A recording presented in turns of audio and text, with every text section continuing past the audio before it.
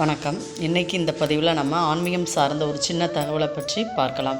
அதாவது கோயிலில் நமக்கு கொடுக்கப்படுற கயிறும் சரி, கோயில்களுக்கு போகும்போது நம்ம வாங்கிட்டு வர்ற ருத்ராட்சம் போன்ற ஆன்மீக பொருட்கள் நம்ம கழுத்தில் போட்டுக்கிறோம்.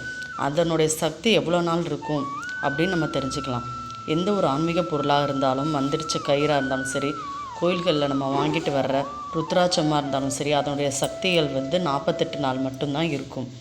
அதன் பிறகு நம்ம வீட்டிலையே நம்ம பூஜை அறையில் நம்ம அதுக்கு நம்ம மறுபடியும் சக்தி ஏற்றிக்கணும்.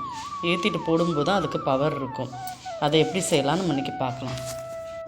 நம்ம முதல்ல நம்ம குலதெய்வத்தை மனசில் நினச்சி தியானம் பண்ணிக்கிட்டு வீட்டு பூஜை அறையில் ஒரு பஞ்ச பாத்திரத்தை எடுத்துக்கிட்டு அதில் சுத்தமான தண்ணீரோ அல்லது பசும்பால் இல்லைன்னா வில்வ இலை போட்ட தண்ணீர், இதில் ஏதாவது ஒன்று நீங்கள் எடுத்துக்கிட்டு நீங்கள் கழுத்தில் கட்டியிருந்த அந்த ருத்ராட்ச கயிறை எடுத்து அந்த தண்ணிக்குள்ளே நீங்கள் போட்டுடணும். போட்டுட்டு அதை நீங்கள் பஞ்ச பாத்திரத்தை உங்கள் கையை வச்சு அந்த வாய்ப்பகுதியை வலது உள்ளங்கையில் மூடிக்கணும். மூடிட்டு நீங்கள் ஓம் நம சிவாய அப்படின்ற மந்திரத்தை நீங்கள் 108 முறை சொல்லணும். சொல்லி அப்படி அந்த மந்திரத்தை சொல்லி நீங்கள் அதுக்கு உருவேற்றிட்டு அப்புறம் அந்த பஞ்ச பாத்திரத்தில் உள்ள ருத்ராட்சம் இருக்கு இல்லையா, நீங்கள் ஓம் நம சிவாய சொன்னதை எடுத்து உங்கள் பூஜை அறையில் ஒரு நாள் ஃபுல்லாக இருக்கிற மாதிரி வச்சுக்கோங்க. வச்சுட்டு அடுத்த நாள் காலையில் நீங்கள் பூஜை பண்ணிவிட்டு அதை உங்கள் கழுத்தில் எடுத்து போட்டுக்கலாம். இந்த மாதிரி 48 நாளுக்கு ஒரு முறை நீங்கள் கழுத்தில் இருக்கிற ருத்ராட்ச கயிறை இந்த மாதிரி நீங்கள் மாற்றிக்கலாம்.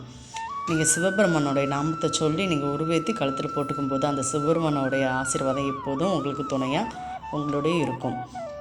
இந்த வீடியோ உங்களுக்கு பிடிச்சிருந்தா சப்ஸ்கிரைப் பண்ணிக்கோங்க. நன்றி.